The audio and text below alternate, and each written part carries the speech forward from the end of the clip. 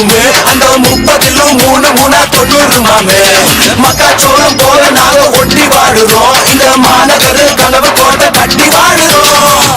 கடலூர் மாவட்டம் காட்டுமன்னார் கோயிலேருந்து வரேன். நான் வந்து சென்னைக்கு வந்து 5 மாதம் தான் ஆகுது. சென்னைக்கு வந்து மாதம் வேலை தேடும் போது ஒரு ஷாப்பிங் மாலில் வேலை கிடைச்சிது. கிடைச்சோடனே அங்கே ஷாப்பிங் மாலில் வேலை செஞ்சேன். அங்கே மாத சம்பளம் 12,000 சொன்னாங்க.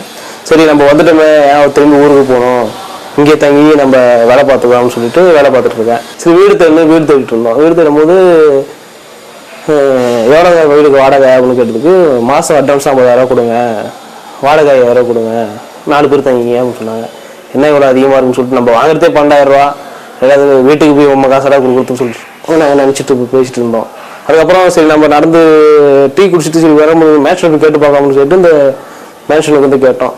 எங்களுக்கு அட்வான்ஸ் வேணாம், வாடகை மட்டும் கொடுங்க, எத்தனை பேர் இருக்கீங்கன்னு கேட்டாங்க. நான் 4 பேர் சொன்னாங்க. சரி மாதம் வாடகை 2,000 ரூபா தான், நீங்கள் வந்து தங்கிக்கிங்க அப்படின்னு சொல்லிட்டாங்க. எங்களை போல பேச்சுலருக்கு வந்து இந்த மேன்ஷன் தான் நல்லா இருக்கு, அவங்களும் வேலை விதத்தில் நாங்கள் பிளான் பண்ணுறது தான் நம்ம கொடுத்துருக்கோம்.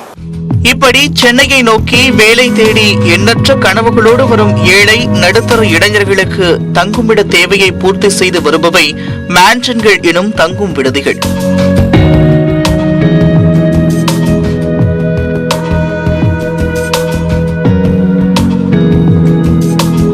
திருவல்லிக்கேணி, சென்னை சென்ட்ரல், எழும்பூர், அண்ணாநகர் உள்ளிட்ட பகுதிகளில் 1000க்கும் மேற்பட்ட மேன்ஷன்கள் இயங்கி வருகின்றன.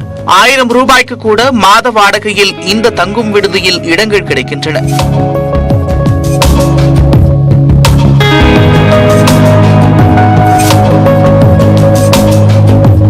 கடந்த சில மாதங்களுக்கு முன்பு பொது சீராய்வு என்ற அடிப்படையில் சென்னையில் உள்ள இத்தகைய மேன்ஷன்களுக்கு 250% அளவிற்கு சொத்து வரி உயர்த்தப்பட்டது. 1998ஆம் ஆண்டு முதல் சொத்து வரி உயர்த்தப்படவில்லை என கூறி மாநகராட்சி இந்த வரி உயர்வை அறிவித்தது. ஆனால் மேன்ஷன்களுக்கு மட்டும் கடந்த 2017ஆம் ஆண்டு 300% சொத்து வரி உயர்த்தப்பட்டதாக கூறுகின்றனர் மேன்ஷன் உரிமையாளர்கள்.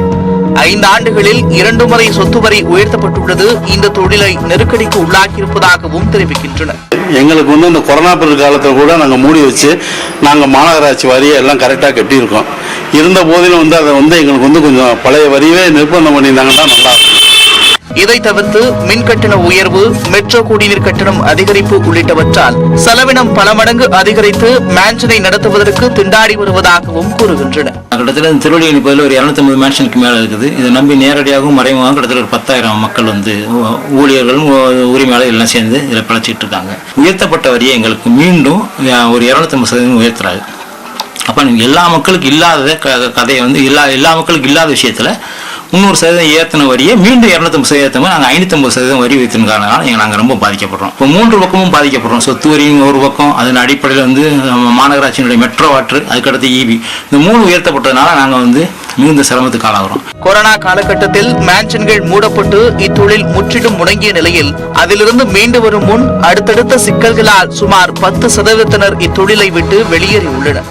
வரி விதிப்பில் மேன்ஷன் தொழிலுக்கு இருக்கக்கூடிய பிரச்சனைகளை சென்னை மாநகராட்சி கவனித்து சரி செய்ய வேண்டும் என்ற கோரிக்கையை மேன்ஷன் உரிமையாளர்கள் முன்வைத்திருக்கின்றனர். இந்த சூழல் தொடரும் பட்சத்தில் இது மேன்ஷன்களின் கட்டண உயர்வுக்கு வழிவகுக்கும். ஒளிப்பதிவாளர் ஆனந்த்ராஜுடன் தமிழரசி, நியூஸ் 18 தமிழ்நாடு.